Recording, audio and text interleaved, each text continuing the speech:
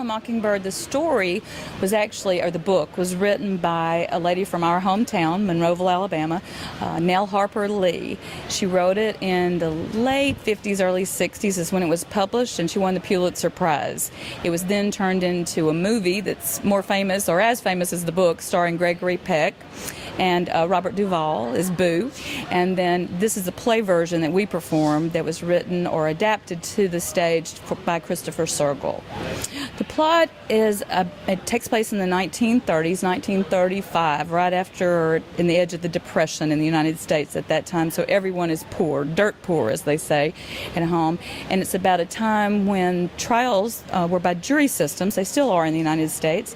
At this time, though, no women were judges or lawyers, or they were allowed on the juries. No black folks were, only white men were allowed in those capacities. And this is a trial for the alleged rape of a young woman where they allege that a black man performed it. So it is, the jury has to make a decision whether they believe a black man, who it's obvious to everybody is telling the truth, or whether they stick with cultural biases and go with the white witness. And then they reach a verdict, and the jury gets to hear the verdict during the trial and see whether it's fair or not.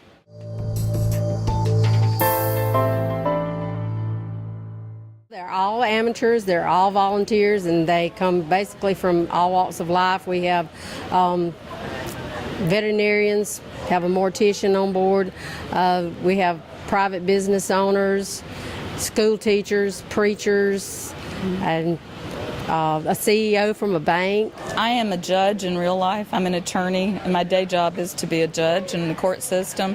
But I was a theater major in college, so I have either performed or directed or been some part of theater, not professionally, but semi-professionally for years. Yeah.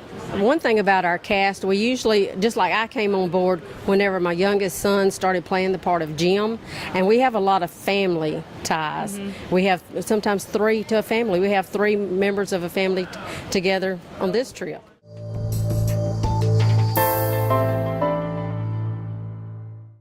Well, logistically, first of all, is you've got to get 40 plus people over here, halfway around the world, deal with them with multiple flights, and then deal with jet lag. So you come with a cast, when we get here, they're tired.